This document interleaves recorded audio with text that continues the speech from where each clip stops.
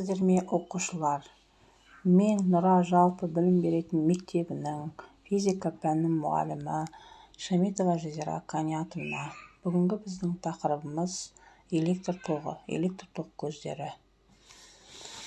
Электр тоғы зарядталған бөлшектерден бағытталған қозғалысы. Ол қазіргі заманғы технологиялардың негізі болып табылады.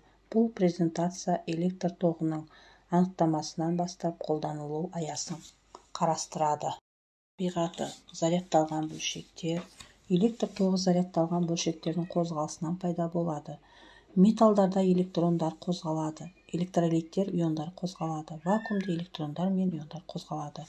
Қозғалыс түрлерін атап айтсақ, бөлшектердің қозғалысы әртүрлі ортада әртүрлі болады. Металдарда электрондар ретсіз қозғалады, бірақ электр өрісінің әсерінен бағытталған қозғалысқа ие болады. Электролиттерде иондар ерітіндіде қозғалады. Вакуумде электрондар мен иондардың еркін қозғалысы болады.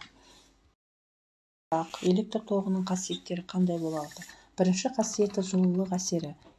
Тоқ өткізгіштен өткенде жылу бөлінеді, яғни джоуль ленц заңы бойынша. Магниттік әсері. Екінші, тоқтың айналасында магнит өрісі пайда болады. Химиялық әсері. Тоқ электролиз процесін тудыруы мүмкін. Түрлерін атап айтсақ, тұрақты тоқ. Бұл батарея, аккумулятор. Айнымалы тоқ, генератор.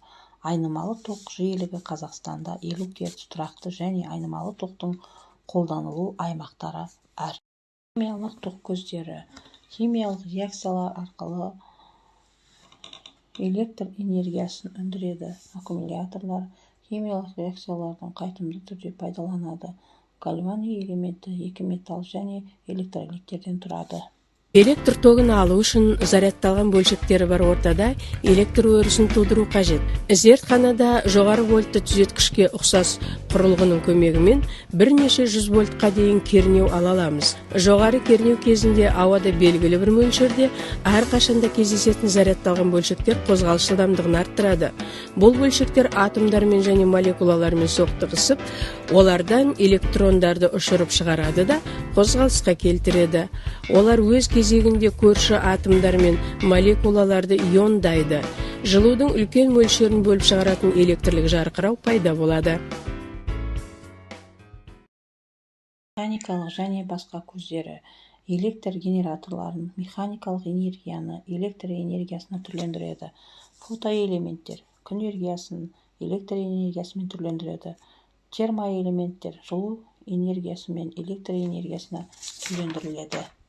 Қайда қолданамыз? Энергетикада, өнеркәсіп, көлікте, тұрмыстық техникада қолданамыз. Электр энергиясының арқасында қазіргі заманғы технологиялармен жұмыс істейді.